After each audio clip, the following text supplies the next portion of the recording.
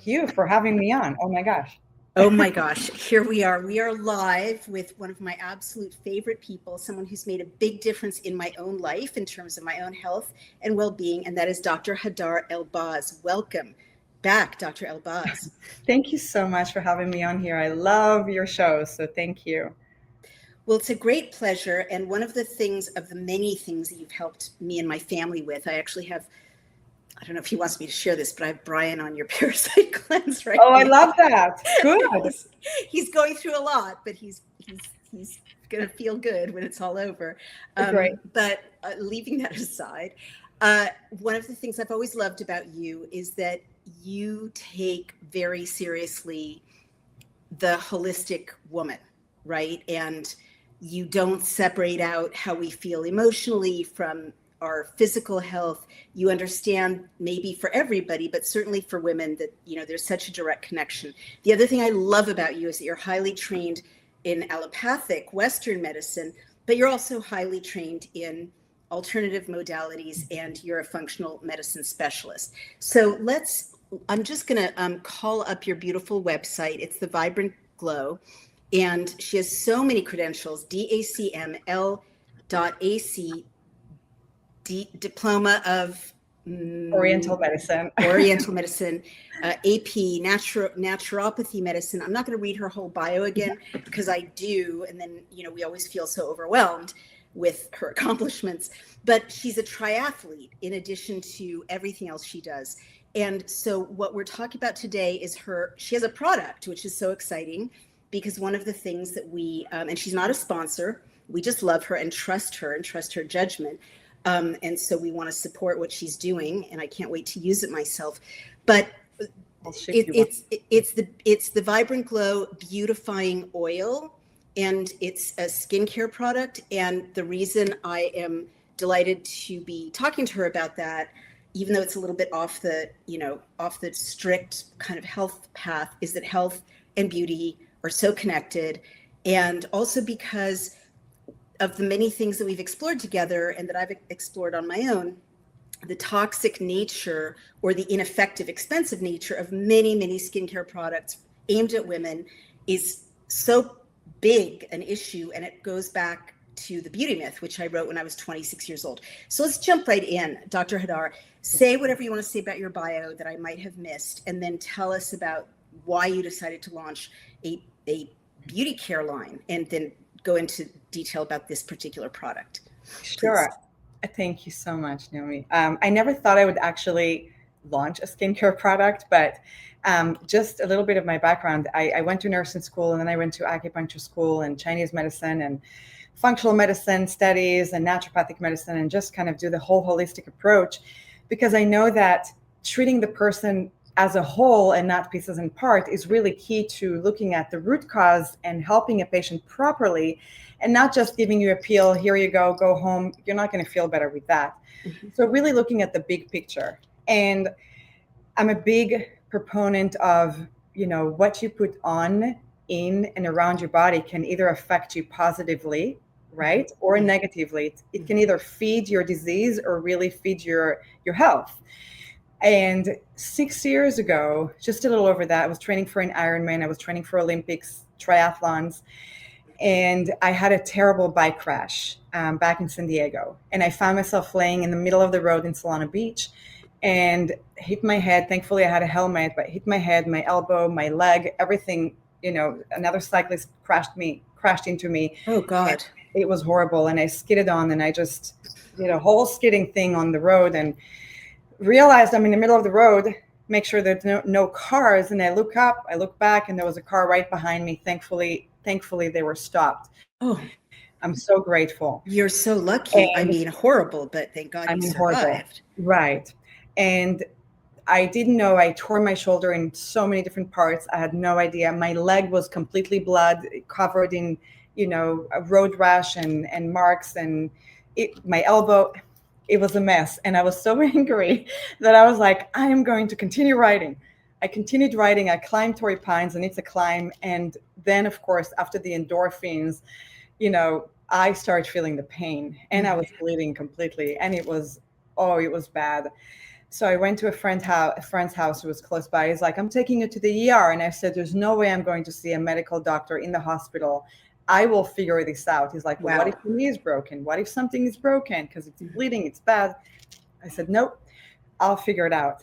Dr. Hadar, if I can just jump in, why did you, in a situation like that, why did you not want to go to a hospital? Because I could still move my leg barely. I could still move my shoulder barely. I didn't have a concussion, thankfully. And I knew that I had studied essential oils. I had studied functional medicine, Chinese medicine, and I was in nursing school. I kind of knew what I was dealing with, but I wasn't sure yet. Right. And I wanted to go home first and try my own remedies first, which Makes is what sense. I did.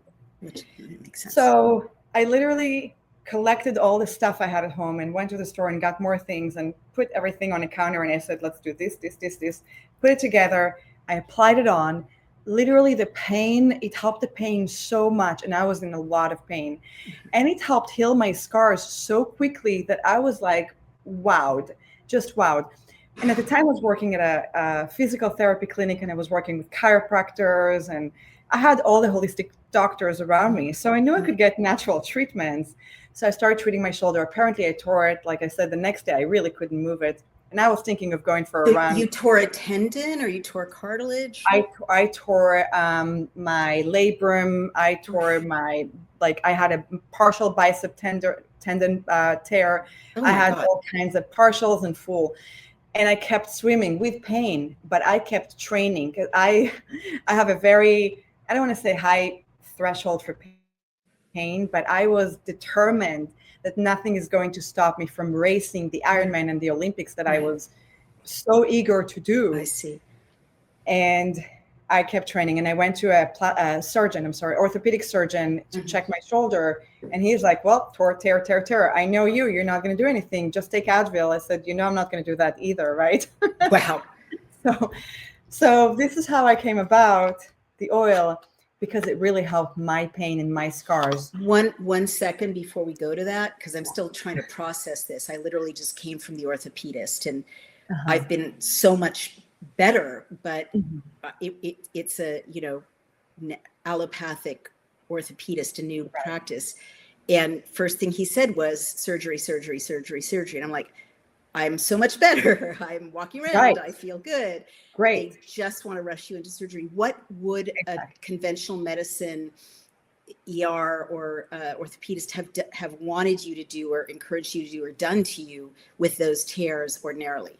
Surgery. Exactly. Yeah. And what's the downside of that in your case? Why did you avoid that? Scars and scar tissue and longer healing, and maybe I could heal it myself, which I did. Wow. So I did. I have full range of motion. I kept swimming. I kept lifting, but very gentle lifting because I was in pain. But this makes me so mad. Literally, I have a labrum tear, as you know, because you've been helping me. Right. And everything in the allopathic medicine world says nothing heals a labrum tear. I disagree. I healed my own, and I had labrum tears. Amazing. Well, tell us what happened. We want to know. And again, many doctors will say you have to have a surgery, this can't heal. And I say, actually, nope, I disagree. And I always went with my intuition and with natural healing modalities that really saved my life. I also had thyroid issues back in the day. I had nodules, and the doctors were like, well, you need to be on this, you need to take that out. And I said, no, I changed my diet, changed my habits, did everything natural. And, I had really swollen neck. I didn't have a goiter, but I had really, and I was really puffy and swollen. And I literally helped everything, knock on wood, naturally. So I go against a lot of times what they say, if you know how to treat it naturally, which is why I create programs for patients. And now my programs are 3 to 6 months minimum to really help patients from the root cause, to really make sure I'm doing a good job and they're healing the best way, because I know what to do. And so back to the oil. So I created the formula, and I didn't know I was going to, move to Florida and eventually look into skincare. And I knew that if I'm ever doing anything, because I've been using my own skin oils, I've been blending them together for years, and that's all I use. I do not wear makeup. That's all I use on my skin. Wow. And I just had to share it with the world. Right. So I finally found the right people to connect and the right company to help me. And we've really reformulated the same formula that I had and made it even better. Right. And went back and forth with different formulation. And finally I was like, this is it.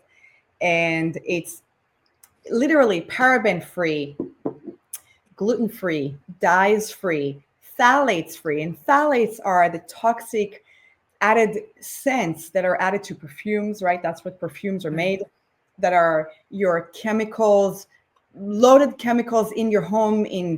Wow.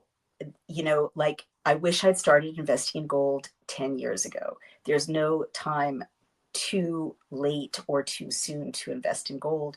What if the next big crash is already in motion and almost no one sees it coming? Got to think about that. Every major economic collapse since 1929 was preceded by the same 7 warning signals. Right now, all 7 are flashing red. These are not headlines. They are deep market indicators that Wall Street prefers you never to hear about, because Wall Street doesn't want you to know what Wall Street knows. That's why our friends at American Alternative Assets created the Bellwether Signal. And this is a free report that reveals what these signals mean and how smart Americans are protecting their savings with buying gold and silver before it's too late. So important. So download your free copy at cloutgold.com, or call the company at 1-855-803-GOLD. That's 855-803-4653, 855-803-4653. You should really get the facts to protect your future, and don't wait for the headlines to catch you off guard. Honestly, gold has gone up and up and up so much, and silver is rising, and there's so much instability in this world. I'm so relieved that we're able to invest in gold, our, little nest egg. We don't want it to be at risk. So it's wonderful to have American Alternative Assets as a trusted source for gold investment and silver investment. In not just perfumes, but in your detergents, in your candles that are synthetic, right? In your skincare, in your makeup care, in your plugins, they're everywhere. They're everywhere. And unless you're using non-chemical, no phthalates added, no perfume added, right? No petroleum, no mineral oil, no animal byproducts. This is vegan. This is not tallow. This is vegan. Okay. And it smells beautiful and it feels beautiful. And a lot of people who have already purchased it love it. And it's a glass bottle, so it doesn't leach any plastics. And it's 2 ounces, so it's travel size. And literally, it's like the perfect size for travel. It smells amazing, and the oils are incredible. And it's literally argan oil and castor oil and essential oils and vitamin C, vitamin E, rosehip, like different oils together. And that's it. Like just the oils blended with the vitamin C and E and a couple of more things that are just all the most natural, nothing more, nothing less, nothing chemical. So. Wow. So Dr. Hadar, I'm fascinated because I'm familiar with some of those ingredients, and I know that castor oil, has so much peer-reviewed documentation of penetrating and healing, right, in crazy ways. I know that I didn't know that you could add vitamins topically, but that's really interesting. And then you mentioned, especially. Oh, wow. And then you mentioned argan oil, and that's got a long tradition, especially in the Middle East, of being used as a skin and hair care product, right? Natural oil. And I'm just going to chime in and say from my own journey, if people haven't watched my videos about, what got me to wean myself kind of immediately off of conventional skin and hair care products, you have no alcohol. in your product. No, of course not. Absolutely not. Yeah, you say, of course not, but literally I've been reading labels, and literally everything, even if it's marketed as organic or, based on honey or based on, bee pollen or whatever, it's got three kinds. The tail and mane, which is like a cult favorite for people with long hair, 3 kinds of alcohol, 3 different kinds of alcohol, and also in skincare products. And I certainly know that when I'm not traveling and I'm not using commercial skin and hair care products, so I'm not, I'm sorry, when I'm traveling and I forget to bring my own, and I have to use even the luxury shampoos and moisturizers in the hotel, I age 10 years and my hair looks terrible. And then when I go back to my own natural things, although I don't have this, I'm going to gift it to you. I'm going to ship you. Thank you very much. I gratefully accept. But so tell us, I'm a little confused about one thing. You said that these were oils that you applied to an injury. Are they the same oils, or is this 2 different things? Yes. So there are a bunch of essential oils here that I haven't mentioned, but along with the main ingredients, there are a bunch of essential oils that are active ingredients that are beautifying and anti-aging, as well as healing skin and scars and wounds and stretch marks. So I added it together. So yes, this has beautiful botanicals, as well as the mentioned oils that we've mentioned, the castor and the argan and the E and the C, and essential oils. That's it. And it's hexane free, because a lot of castor oils have hexane. Hexane free. Again, all the chemicals free. They've been tested, dermatology tested. We've had it in the lab testing for months. This has taken me 1.5 years in the making, plus formulation the right way, just to make sure everything is done perfectly and right, and trademarked, and dermatology tested, and so exciting, cruelty free. Yeah. So but you're not saying that this is what penetrated your injuries and helped your 100%. ligaments and tissues heal. Yeah. You are saying that. Better. Yeah, this is even better. What I did at home before was the main oils, which is why I formulated all the essential oils plus the main 2 ones, minus the E and the C, which are even better. Actually, no, I had E. So yeah, I had most of them. 99% of the ingredients here was what I applied at home.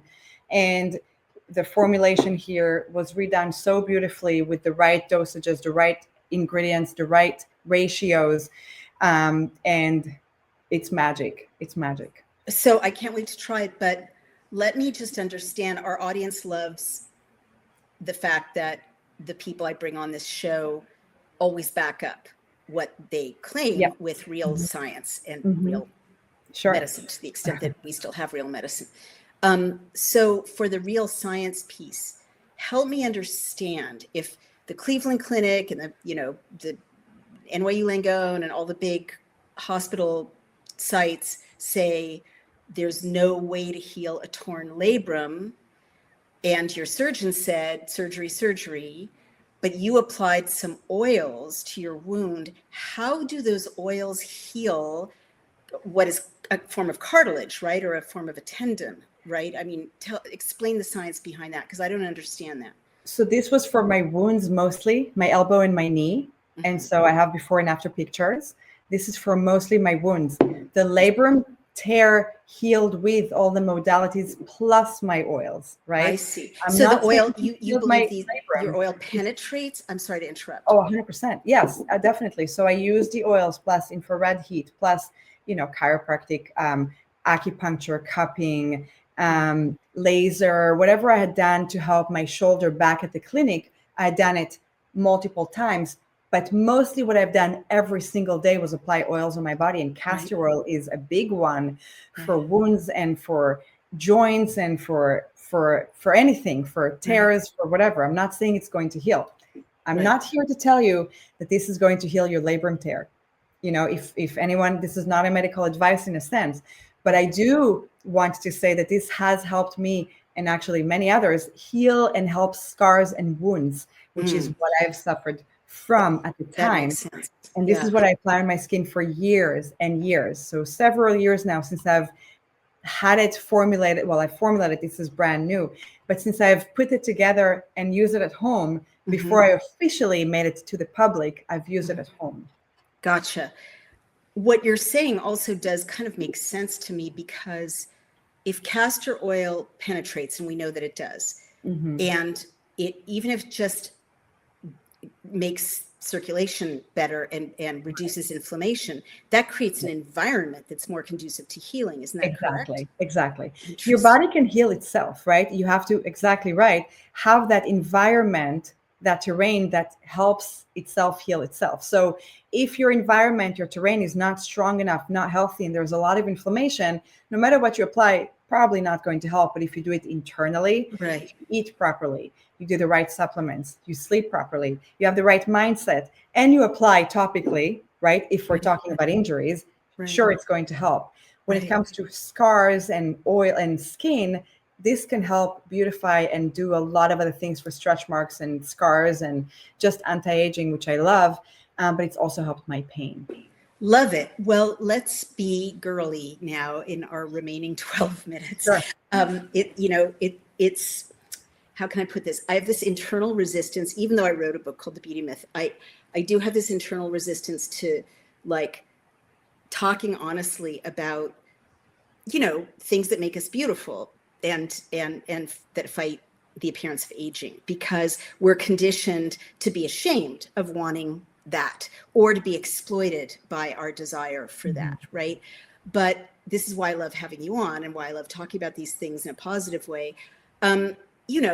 We do want to be youthful and attractive for our whole lives, and look healthy and feel pretty. I mean, we do, right? Absolutely. And one thing I want to note, so I want to talk about scars, and I want to talk about stretch marks, because these are so deeply personal to women, and they're especially stretch marks, especially, I'm just going to jump right in to the shame and the silence. Stretch marks tend to happen to young women when they go from like prepubescence and they go through puberty, when their breasts grow, when their hips grow.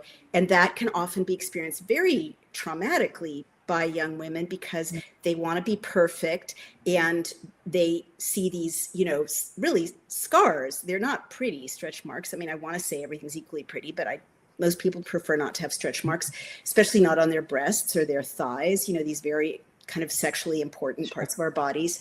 And so there's a lot of shame associated with becoming pubescent for women, girls, teenage girls who have stretch marks. And the other time, of course, you tend to get stretch marks is when you're pregnant and after you deliver, or in the process of delivery, or your last trimester. And those are, very upsetting to women who have gotten stretch marks when they were pregnant, because they tend to be on the sides of your actual stomach, and that lovely young woman's abdomen, and you love to show it off in a bikini, you feel like you can never do that again. And so I remember after I gave birth to my first child, being very concerned about stretch marks, and applying various over-the-counter things that didn't do anything. I mean, thank God they've sort of gone, they tend to go away over time, but especially, I guess, if you, I don't know, work out or whatever, but they're very upsetting. Like, women don't like them. They feel bad about them. They feel they lower your sexual confidence. I've heard this from so many women, and it's the kind of thing women don't like to talk about. So would you pick up from what I just said? Do you hear this from your patients? Does this resonate at all with what you hear, and why you formulated this? Yeah, 100%. I mean, women who are pregnant or have been pregnant or have stretch marks, lose weight, gain weight, this is very helpful. Obviously, castor oil and the other ingredients really help with stretch marks. So, for me, losing weight, gaining weight, whatever the case is, and I apply it, this has made a difference for me. And again, this is new on the market for other women. Quite a few people have purchased it. So I'm really looking forward to hearing the results. But I've seen other women who have used the testers, especially under their eyes, and the lines and the swelling and the difference that it makes right away when you even apply it on. So I'm pretty optimistic about that. And this is great for mothers, and great for those who are looking forward to becoming pregnant, or are pregnant, or want to use it before, during, and after. I think this is really great. And there's, again, no chemicals, so nothing is going to harm and nothing is leaching plastics. So you're not bombarding your body with microplastics. Well, I was going to say, not only is it not leaching plastics, but it's not leaching chemicals into your bloodstream, which goes into your milk, which goes into your baby, right? Exactly. And when you apply something on your skin, it's usually within 20 seconds or less that it gets absorbed into your bloodstreams and your organs, and you're breathing it.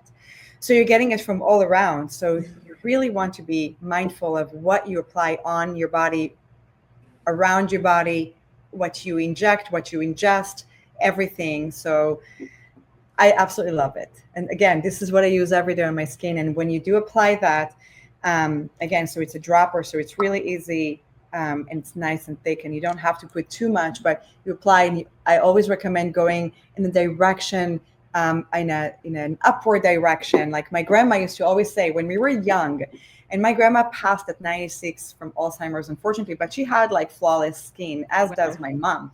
Wow.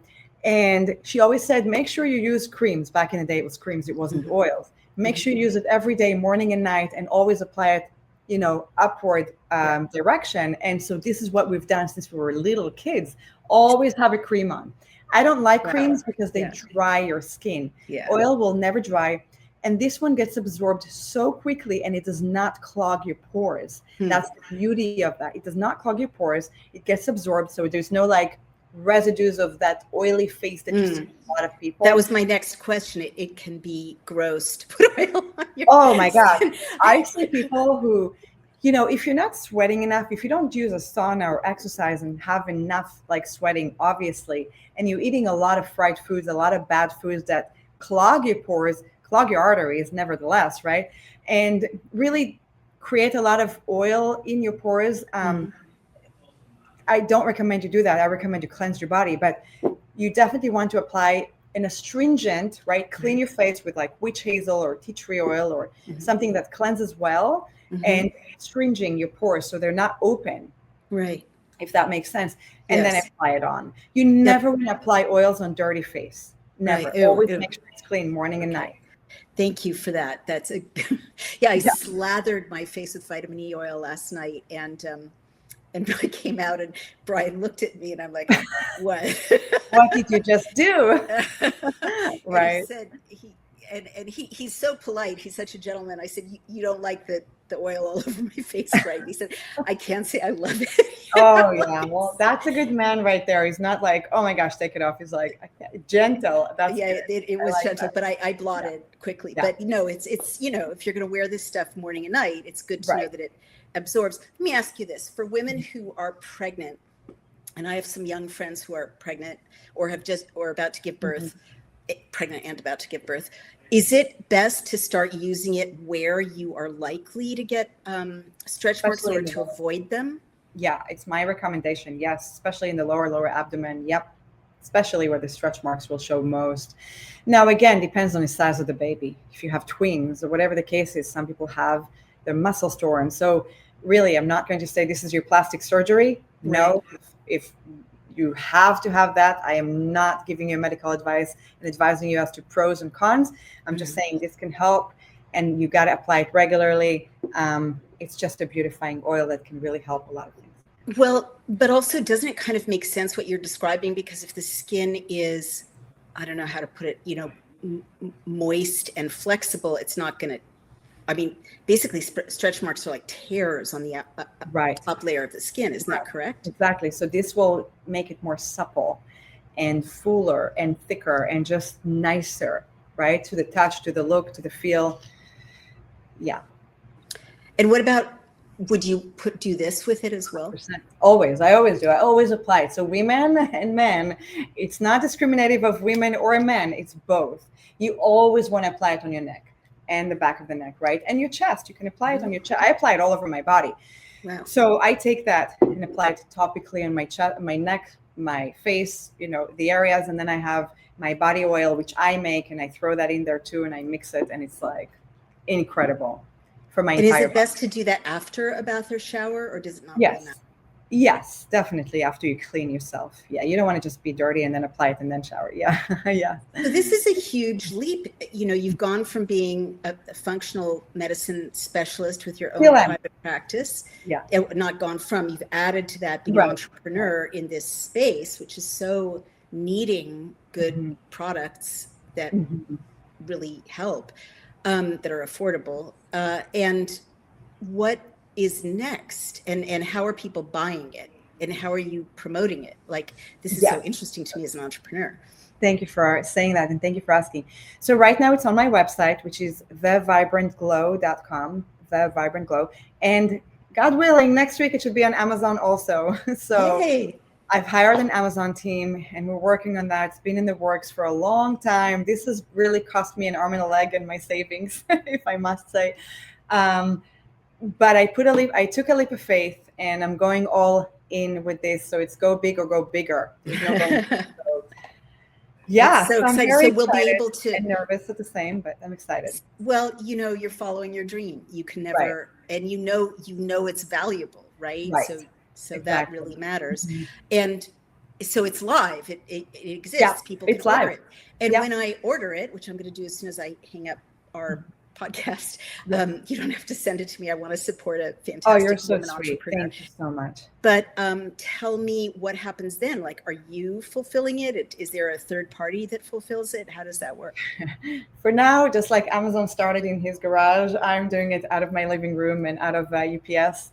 Yeah, so right now I'm fulfilling. Once it's live on Amazon, Amazon will be fulfilling as well. So we have all the Amazon side taken care of, and right now I fulfill packages. So I shipped. I've made multiple trips to the post office and UPS to figure out which is the best, and UPS I think is for the win.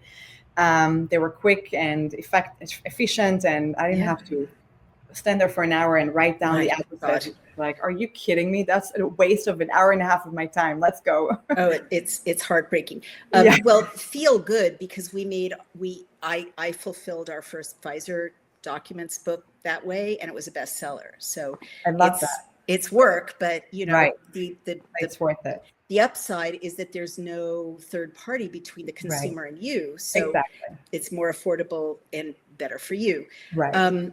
So exciting. Well, we've run out of time. When are you going to create a hair product?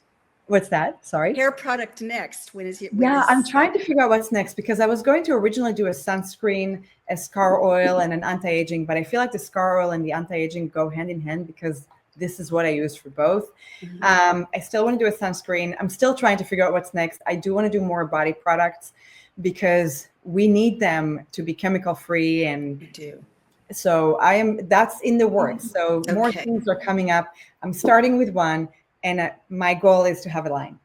Fantastic. Well, I know I need to let you go.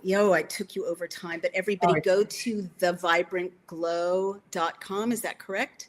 Yep, thevibrantglow.com. Mm-hmm. And you've got to order this. I'm ordering it as soon as we hang up. And then let's Amazing. circle back in a couple of Yes. months and you'll tell us what happened next. And I'll tell you Yes. about my experience with your beautiful product. Amazing. Okay, everyone, thank you for joining us. so I'm going to much. let Dr. Elbaz go, and then I'm going to pick up from there. So thank you, Dr. Elbaz. Take care. So exciting. All right, well, let me jump right into the second part of our podcast.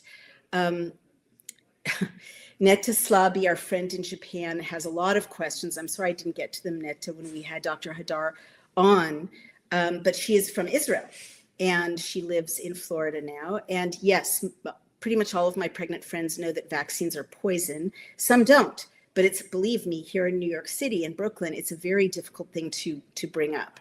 So, I have to choose my battles.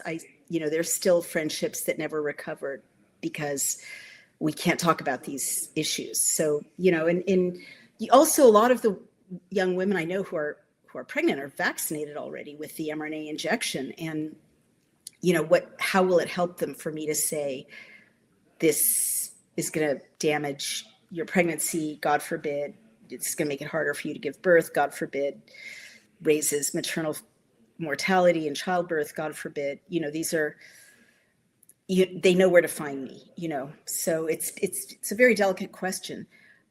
Yeah. So I want to now talk, if I may, in the second half of our podcast, about really important news about the New York mayoral race and city council race. And I know I've been covering this on my Substack for about 3 or 4 months and on Daily Cloud.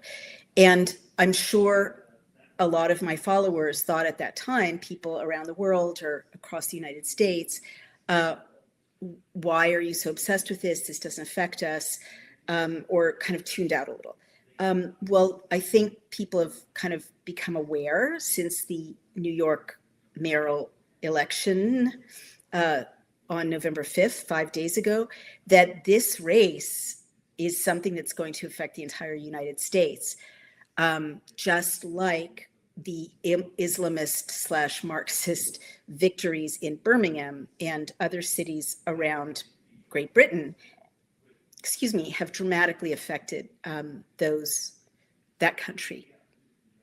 And so, just to recap, Zoran Mamdani, who got millions from the Committee on American Islamic Relations, CARE, and other foreign funders. I mean, that's a domestic funder with foreign interests, but he also got $13,000 in foreign money, and he got millions from Soros-funded nonprofits and donors, right? Or Soros-related donors.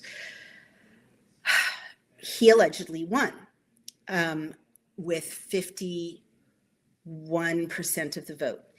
And Andrew Cuomo, horrible, evil person, grandma killer, bizarrely the candidate that the Democrats set up to run against Mamdani, he got 41, almost 42% of the vote. So there was an 8 or 9 point spread between them, allegedly.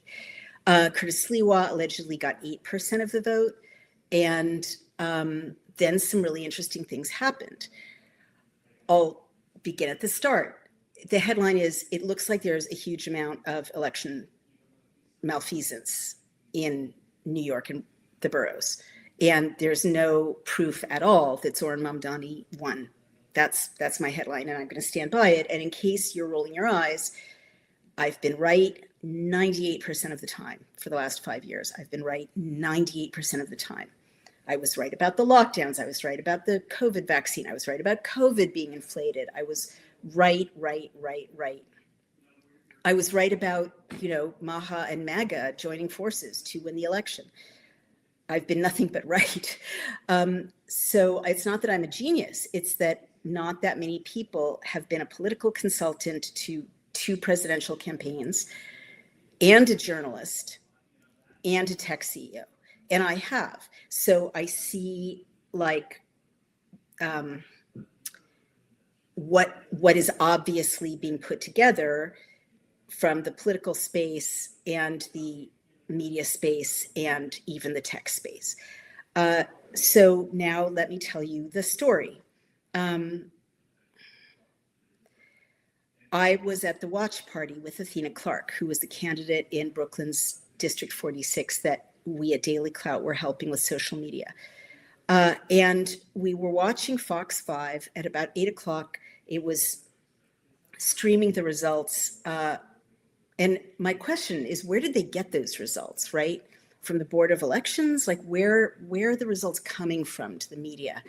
Nobody really answers that. And there's no source listed on the news segment. But anyway, they were reporting the districts coming in. There are several dozen districts in New York for city council. And you've got to understand, city council is like Congress is to the president, the mayor, right? That's the relationship. The mayor can't enact his or her agenda without a compliant city council, just like a president has limited power if he doesn't have Congress with him or she. So at about 8 p.m., a lot of the races were neck and neck or very close. At about 8 p.m., there was a dramatic shift, and it went 85%, 85%, 85%, 85% in like 8 races, Democrat to Republican, or whatever the challenger was. And then the numbers didn't change, and they didn't change till midnight. They didn't change. I watched Athena Clark's race She'd been very close with her opponent, Mercedes Narcisse, a Democratic kind of machine candidate who had done nothing for District 46 except make jaywalking legal, and, you know, handed over the infrastructure to Airbnb and Uber. Airbnb and Uber gave, you know, millions to the city council races. No one liked her. Her constituents complained that they never saw her. They didn't get their calls returned. It was like it's Potemkin democracy. And Athena was out meeting people every single day, huge social media presence. And she's an incredibly inspiring young woman, a mom, wife of a firefighter, a 30-something-year-old special ed teacher in the public school system who'd been mandated because she wouldn't take the vaccine. And instead of just giving up, she was running for city council to bring justice for the first responders and teachers who still don't have their jobs back, as well as to make District 46 safer, more prosperous, more transparently governed, parents having more say in their kids' education, knowing what's going on in the schools, able to say no to things like transitioning without their knowledge, parents' knowledge. She was an incredible candidate. So it seemed weird that the numbers all froze at 8 p.m. on election night. The other thing that's weird is none of the candidates she knows, and we know about 5 Republican candidates for city council or other roles in Brooklyn, none of them were notified officially that they won or lost. They got no notification at all. Other anomalies. A friend of hers told Athena that when he tried to vote for her, her name wasn't on the ballot. Another anomaly. Well, let me just say that there were other anomalies of that kind.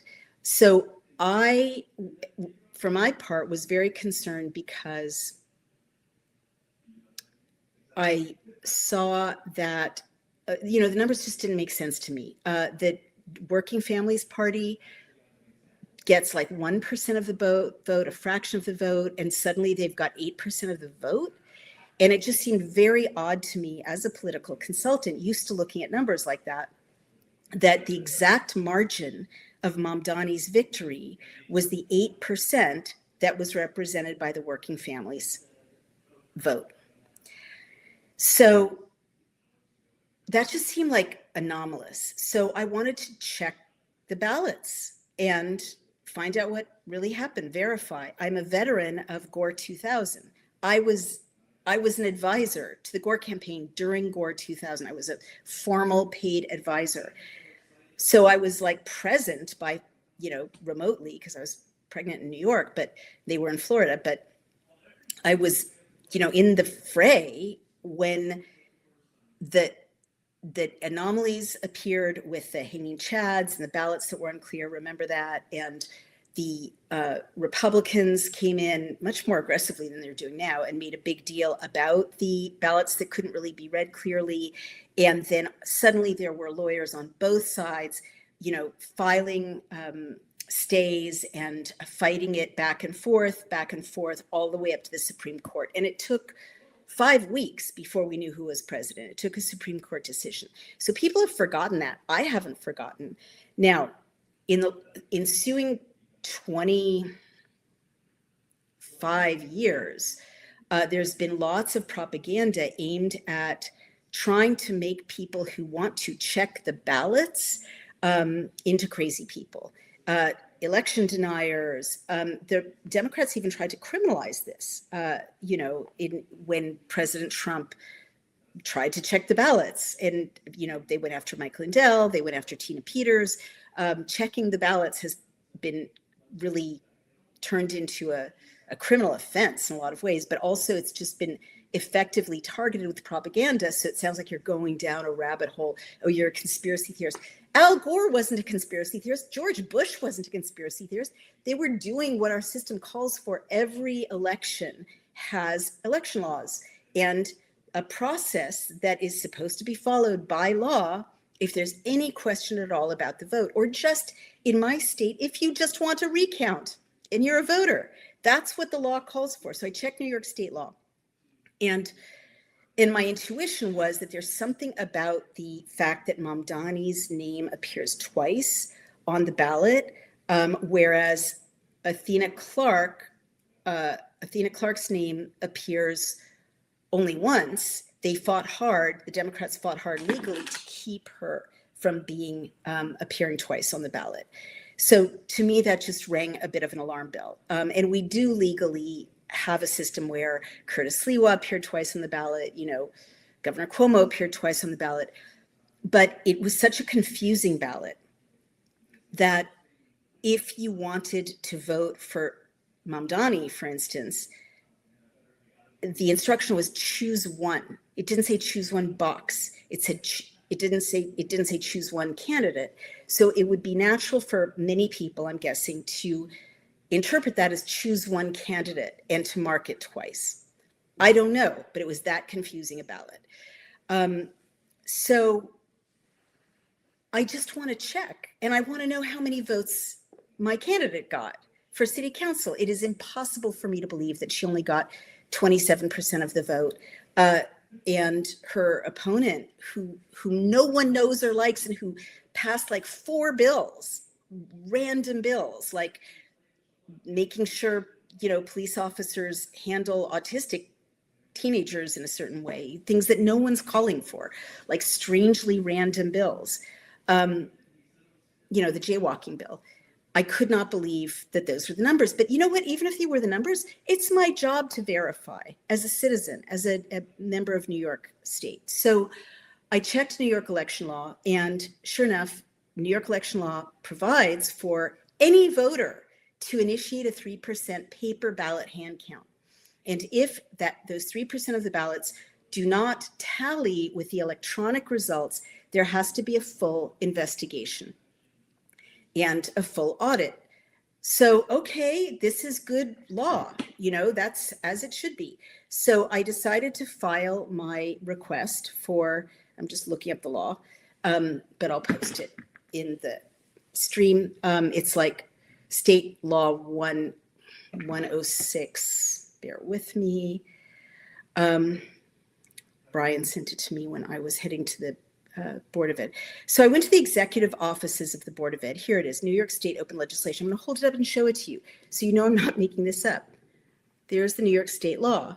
It's the laws of New York, and it's a 2024 publication of the law, and it's section 106-104 and chapter 17, election, article 16, judicial proceedings. So it says exactly what you do when you want a recount. There it is. Okay. So I went by Uber to the Board of Elections, which is in downtown Manhattan.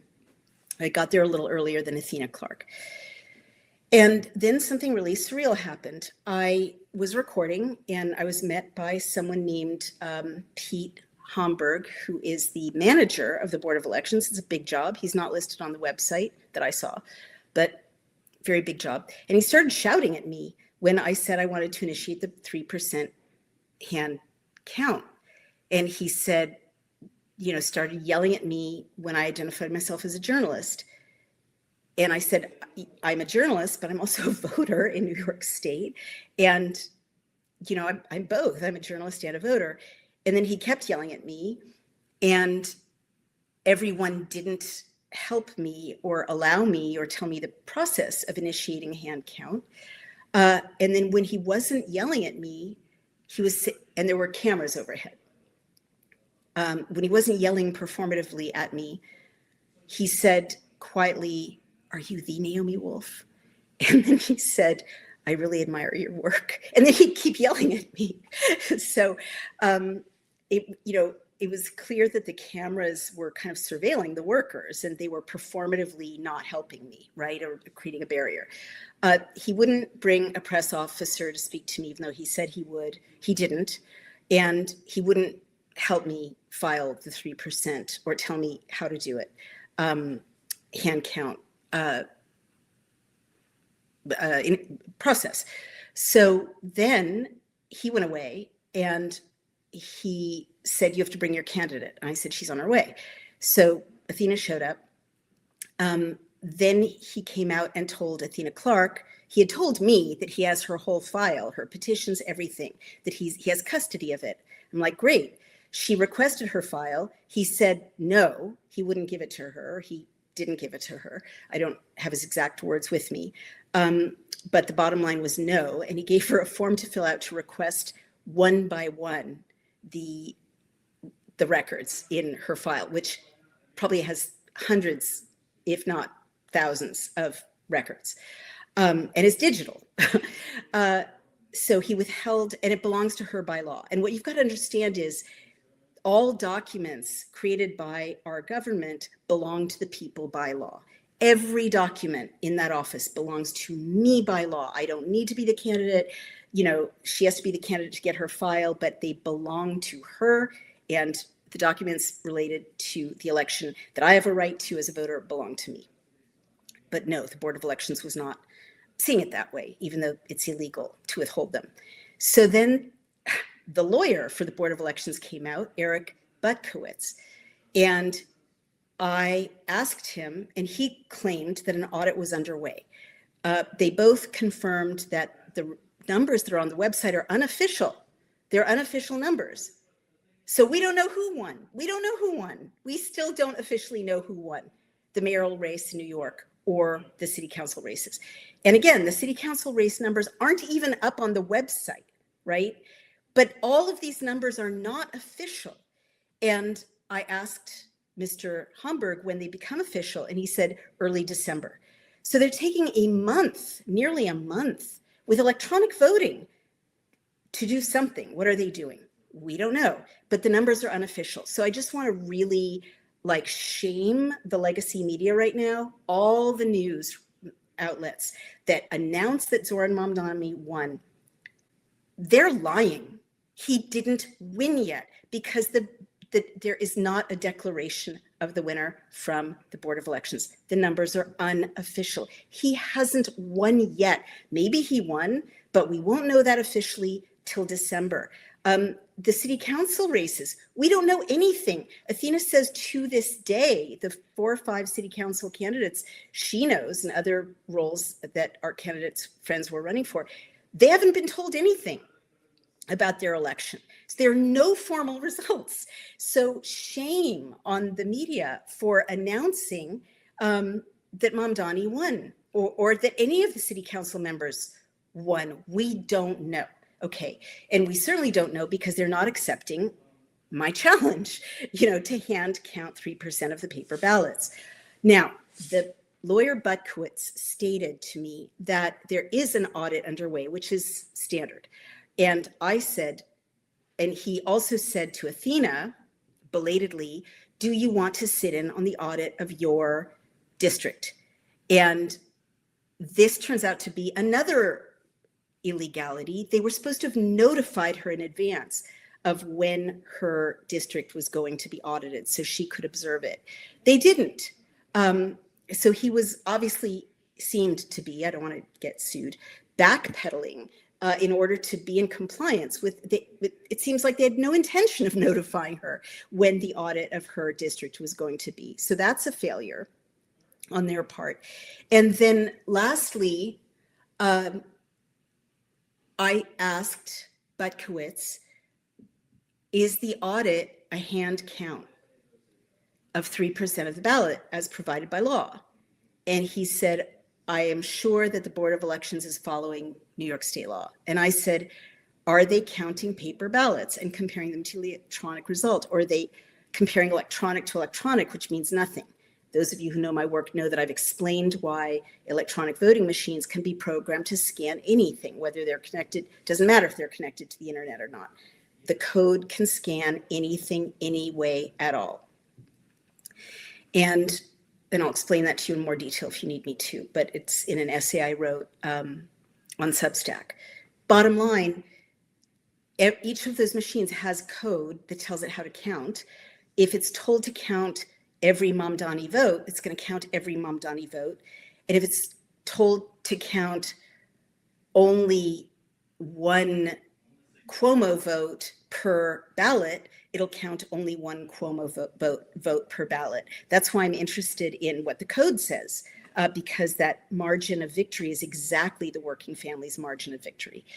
And he kept saying maybe 11 or 12 times, I'm sure that the New York Board of Elections is following the law.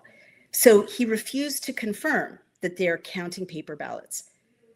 And I gave him every opportunity. And I said, for the record, are you not willing to confirm that they're counting paper ballots as required by law? He refused to confirm that they were counting paper ballots. So that's where things stand. I have been contacted by some really wonderful election integrity activists because I've been on social media saying, I need a lawyer, I need a lawyer, I need lawyers. That's what we did in 2020. We had lawyers stop everything till we could properly count every single vote and take it all the way up to the Supreme Court. And I need a lawyer. You know, I need an electoral integrity activist contacted me to their credit and explained that I need a New York State-based lawyer to write a letter to the Secretary of State in New York and CC the Attorney General and say, the Board of Elections is not following New York State law, and provide the evidence. So the last thing I'll say is that when I was first talking to Mr. Homburg, my phone was out and I said I was recording, and he said, I refuse to allow you to record me. Or he said, I don't want to be recorded. I'm paraphrasing.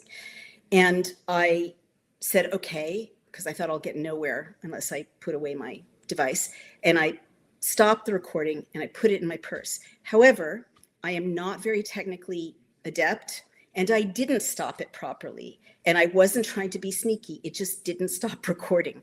So now I have a 38-minute recording of this entire exchange, which I will post.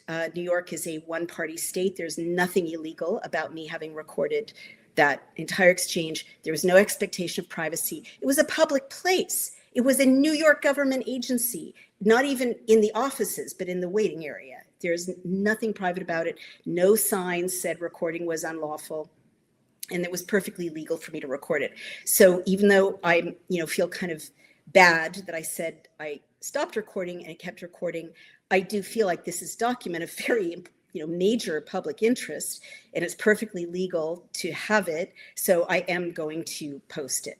I think it's important evidence that there's horrible problems with the vote. So people are already appalled at what Mamdani is announcing. He's already backtracking on his free buses claim because Governor Hochul said she won't have it. Now he's backtracking on his $30 an hour minimum wage promise. It's all falling apart. He's visibly, going to, in Puerto Rico, to the one, Muslim place of worship, mosque in Puerto Rico, which said October 7th was a good idea. All of his symbolism is aimed at, honestly, Islamist extremists and terrorists, right? It's the third or fourth time he's hung out with someone who said America deserved 9/11, October 7th, they had it coming. Horrific.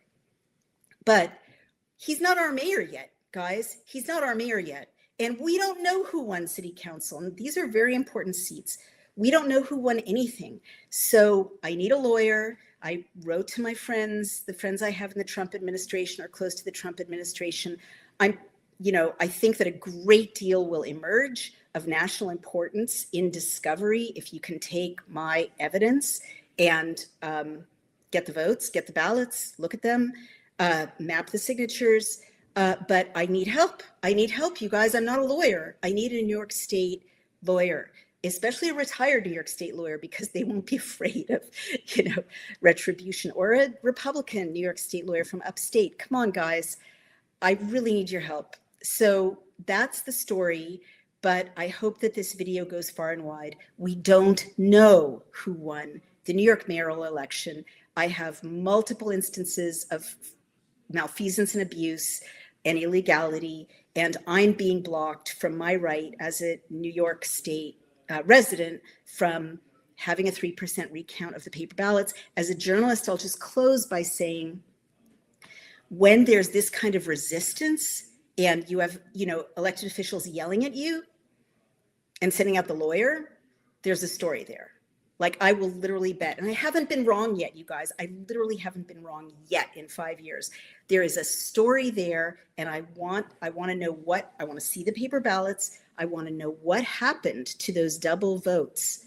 Were they all spoiled, which is what's supposed to happen? Were they spoiled equally? Why was it so important to have Mamdani on twice and not let Athena Clark on at all, unless the double voting was useful? How did the machine scan the ballots, right? It's all the code. One last thing that's really going to break your heart. ES&S is the manufacturer of the voting machines in New York City, which were replaced. The mechanical machines, which were in use since 1962, you punch a card, it's physical, it's visible, it's countable and verifiable. Those were gotten rid of in 2010 due to an Obama era Help America Vote Act, which cleared out all the physical machines and replaced them with electronic machines. So ES&S are our electronic machines. Their components are made in China and Russia. Their components are made in China and Russia. So anything could be being done with our vote in New York City. I don't believe that a 34-year-old Marxist who's never run anything got 51% of the vote in New York City. Foreigners voting now or no foreigners. I don't believe that he got that fair and square. I don't believe that if Athena Clark won or lost fair and square, why won't they show us her paper ballots or her 3% of paper ballots? If there's no story here, why are they blocking, me looking at the 3% of paper ballots that the law says I can look at? So help me out, you guys. Share this with a New York State lawyer, please, or share it with your friends in the Trump administration. I really need help. You need help. It's not just going to affect New York if there's a jihadi Marxist running Manhattan. It's a huge national security issue. It's a huge national security issue, and it's a game plan for similar takeovers in blue cities across America. So that's my update for you all. And let me now thank our sponsors, very important. Do you recognize the 7 warning signs of potential dollar collapse? We're in such a chaotic time right now economically. The stock market is losing value, the dollar is losing value. And according to American Alternative Assets, our wonderful gold and precious metals sponsor, the things that indicate a collapse, same conditions that were there in 1929, similar to 2008, are blinking red. So you really you want to know what those 7 warning signs are. I had an interview with the founder of American Alternative Assets, and there are things like, extreme personal debt that's only going to get worse, and inflation, and national debt. So it's very scary, and we all have limited savings in retirement, if we're lucky enough to have any savings or retirement funds. So it's very important, to diversify. Everything can be wiped out, especially with communists in charge. They're seizing claims to land in Australia and in Canada.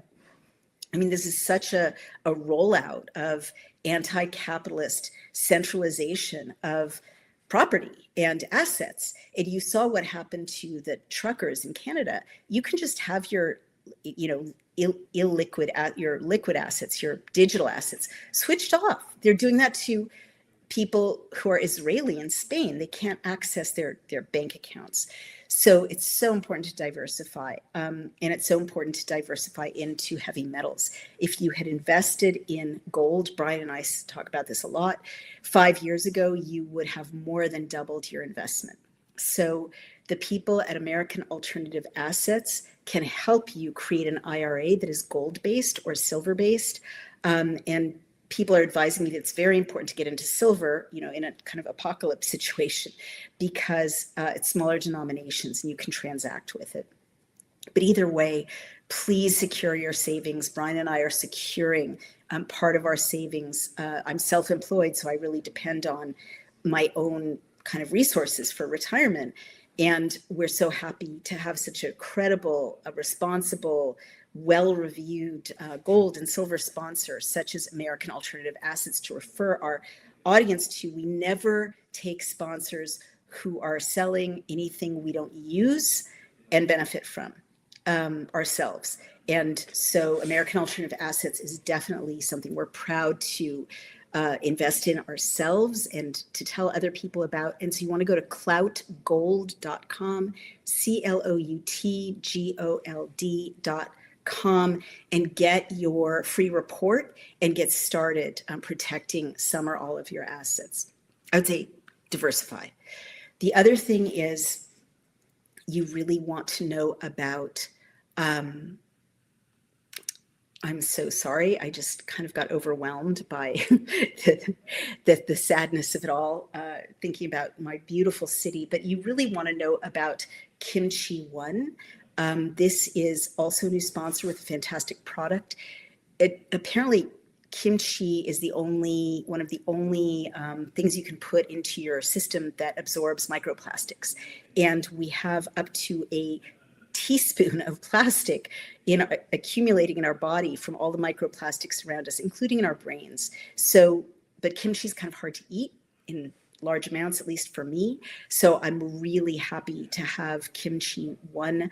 It's made by Brightcore, and you just want to go to brightcore.com, and the promo code is WOLF, and you'll get a free gift, really wonderful supplement in addition to the kimchi.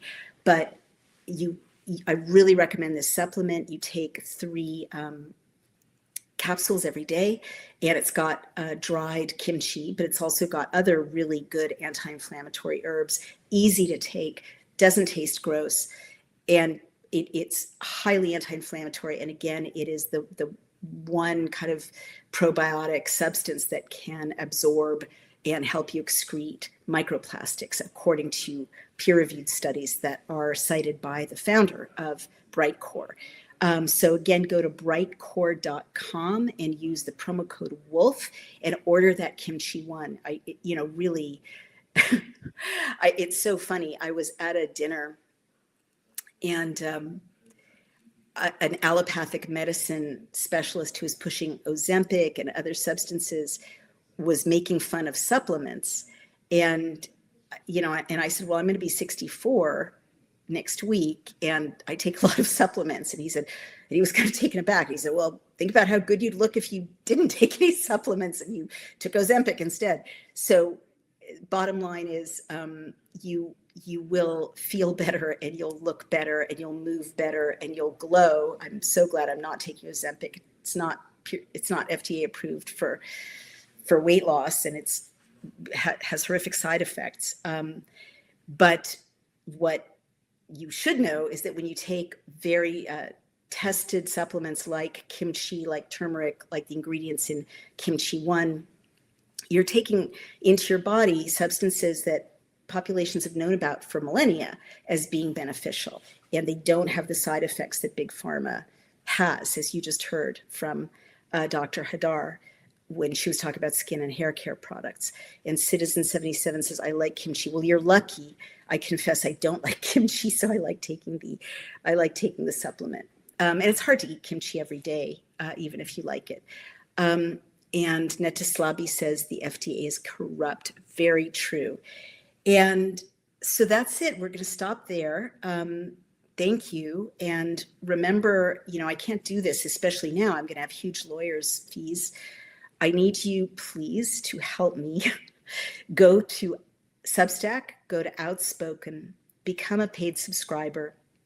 If you can't afford to become a paid subscriber, it's $7 a month. Become a free subscriber. But our paid subscribers really keep our doors open. And go over to Daily Clout and donate or subscribe there.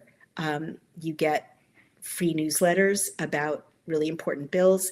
And you should go over to billcam.com and legisector.com.